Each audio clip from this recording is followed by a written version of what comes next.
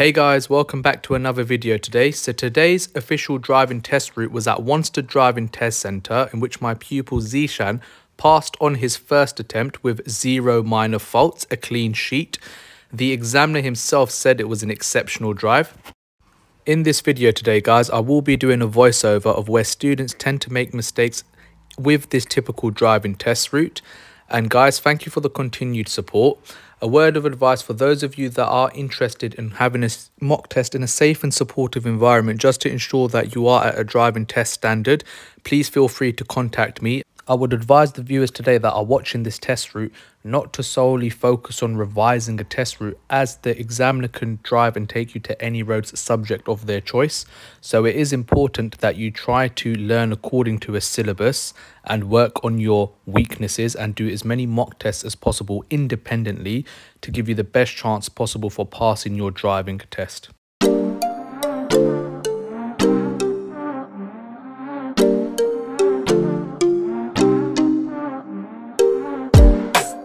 So the examiner started with the independent drive, where he asked the pupil to follow the sat-nav.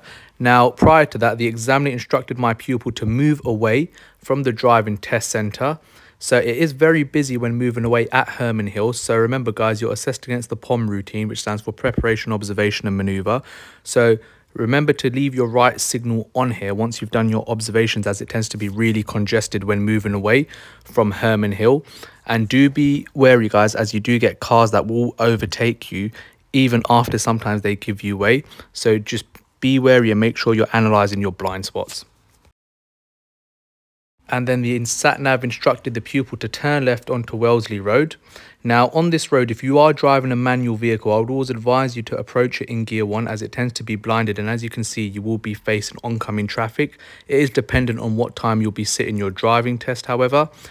And for those of you that will be driving in an automatic vehicle, when you do approach to take that junction, just make sure that you do keep the nose of the car quite tucked in. And then the sat-nav instructed the pupil to turn right at the roundabout. So for the viewers that are watching today, is this a mini or major roundabout, and how can you distinguish the difference between the two?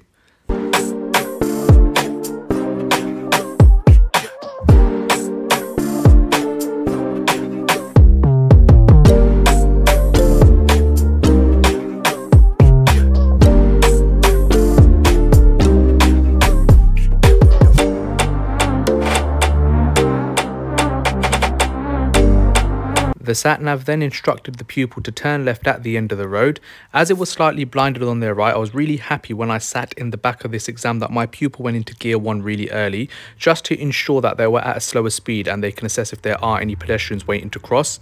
Because as you know guys, the ruling of the highway code is if there's any pedestrians waiting to cross as you're emerging or approaching at a junction, they have priority.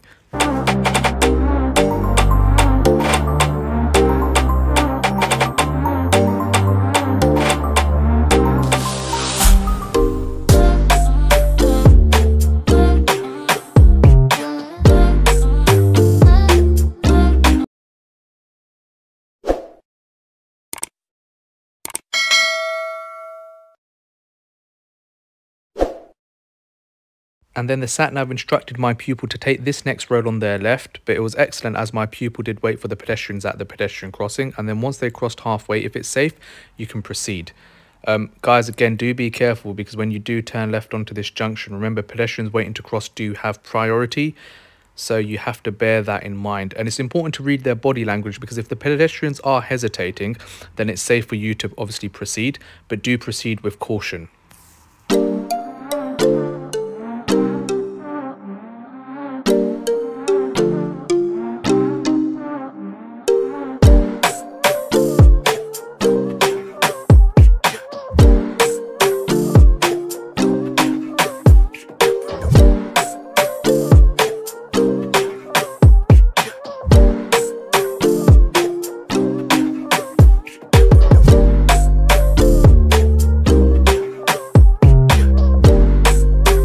When driving on this road, guys, just make sure that you do drive to the appropriate speed of the road.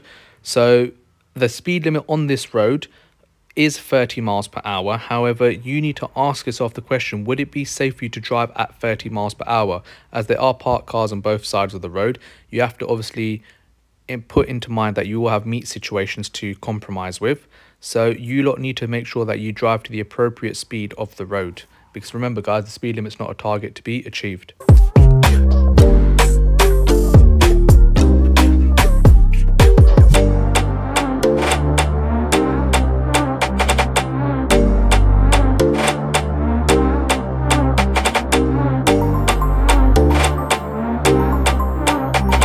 And then at the end of the road, the sat-nav instructed the pupil to turn right. And then after that, it did say, take the immediate right, coming up in a meanwhile.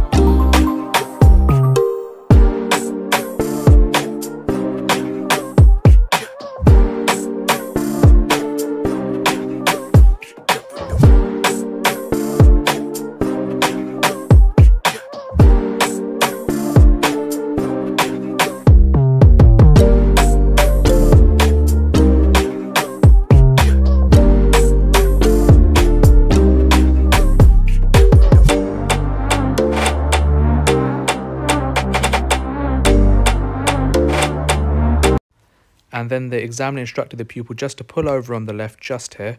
So what was good here was that they eliminated pulling over near the driveway. Obviously, you can pull over in front of a driveway if the examiner does ask you, or does mention, shall we say, to not worry about the driveway on this occasion.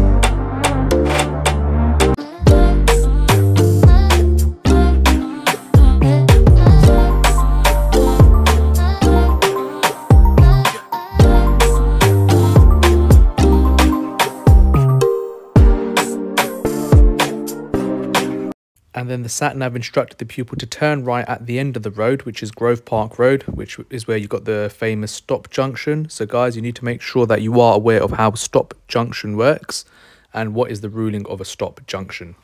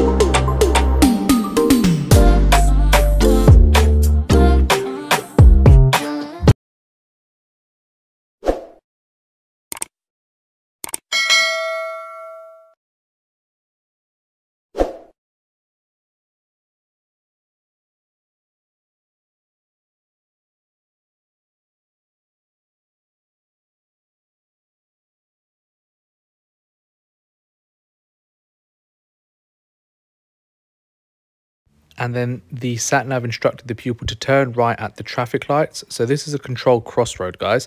So how many cars are allowed to enter the intersection turning right at a controlled crossroad? And how would you position according to this controlled crossroad? Would you do the near side rule or the offside to offside rule?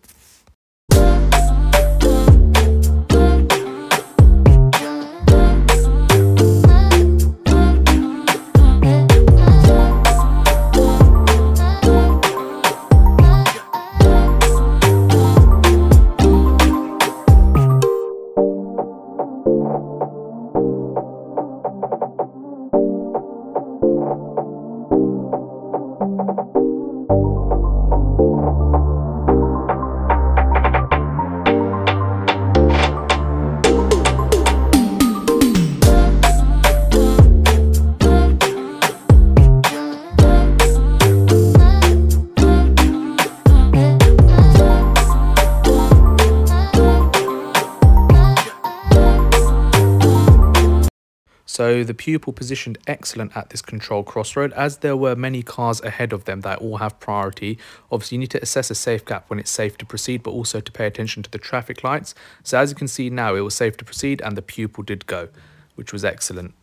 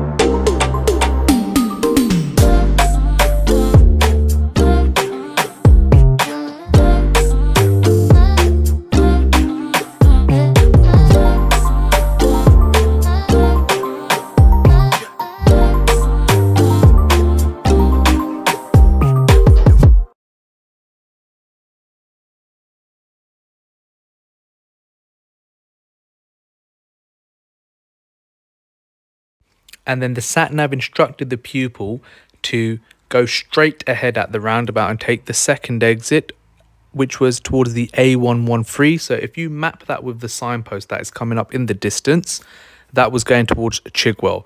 So the roundabout that is coming up is Charlie Brown's roundabout. So it's a non-traffic light controlled roundabout that tends to be busy dependent on what time you're taking your test at Wanstead, guys.